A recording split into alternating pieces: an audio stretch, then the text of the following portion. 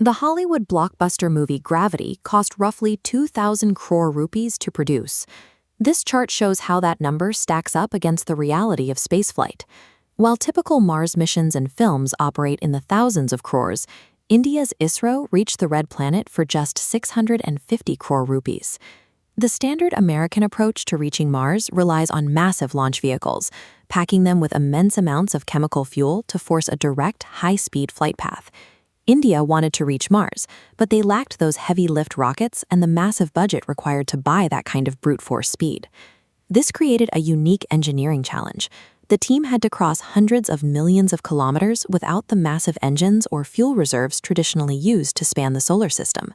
At the Satish Dhawan Space Center in Sriharikota, the ISRO team prepared for a launch that would test an entirely new flight profile. The engines ignited, and the Mangalam probe successfully lifted off the pad, trailing a towering plume of exhaust as it climbed toward space. But instead of rocketing straight towards Mars, the spacecraft took an unexpected turn. It settled into a parking orbit around Earth. To an outside observer, remaining in orbit around our home planet might have looked like a failure, or a clear sign that the rocket lacked the power to escape. Staying in orbit was not a delay. It was a deliberate setup for a physics-based maneuver that would replace fuel with momentum. This top-down model illustrates the core problem. Earth and Mars travel at different speeds, meaning the distance between them is constantly shifting. Because of these shifting speeds, you cannot fly in a straight line. By the time you arrive, Mars will have moved hundreds of thousands of kilometers away. ISRO scientists calculated that it would take exactly 8 months for the orbital paths of Earth and Mars to reach their closest possible alignment.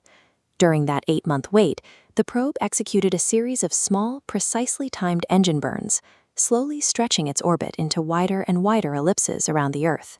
Inside Mission Control, engineers monitored every decimal point. A single digit out of place would mean missing the cosmic window entirely.